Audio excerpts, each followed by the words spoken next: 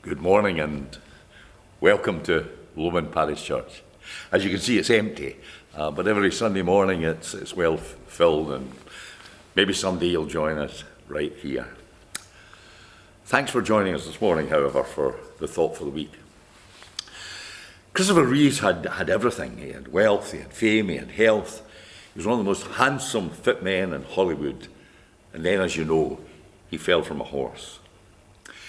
When he awoke, he was an invalid, and his wife said, "I'm only going to say this once.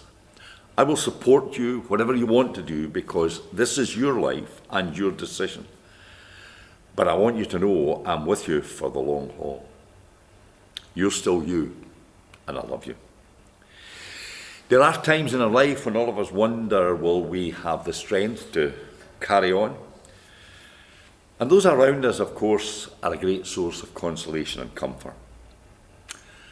I've often pondered that we weren't born loving. Babies are lovable, to be sure, but they are not necessarily loving. They come into this world grasping, and their chief concern is their own needs. They cry, and somebody meets that needs, and then they're contented. Unfortunately, I think some people never get beyond that stage, but most learn, however, to share. We learn to quit grasping and start giving. We learn to love as well as to receive it. A mother tells about rocking her 4-year-old son in a rocking chair once, and suddenly he lifted his head and he stared at her and became very still. And he cupped her face in his wee hand and said almost in a whisper, "Mummy, I'm in your eyes."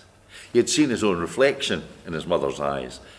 And they stayed in that same position for a few moments, and the rocking stopped and the room became quiet. And she said to him, "I'm in yours." Then he leaned his head against her, and she resumed the rocking. Occasionally in the days that followed, the wee lad would say, "Am I still in your eyes, Mummy?" He learned to love from his mum. And each of us, in our own way, have a story to tell of how we saw ourselves in somebody else's eyes. Love is the world's only hope. Without it, we will never break that cycle of violence that engulfs it century after century in war.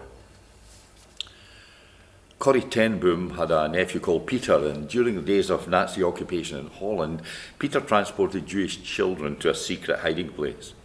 He was eventually caught and imprisoned.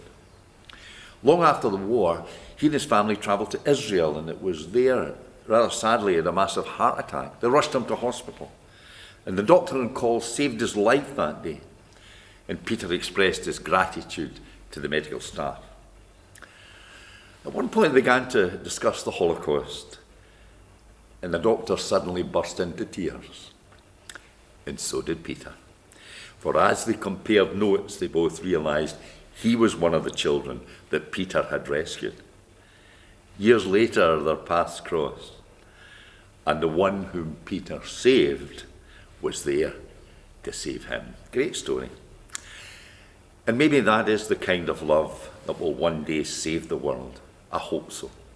It's a love without boundaries or borders that makes no distinction with regard to race or religion. We need to begin that pilgrimage of love today. Will you join me? And God bless you as you do.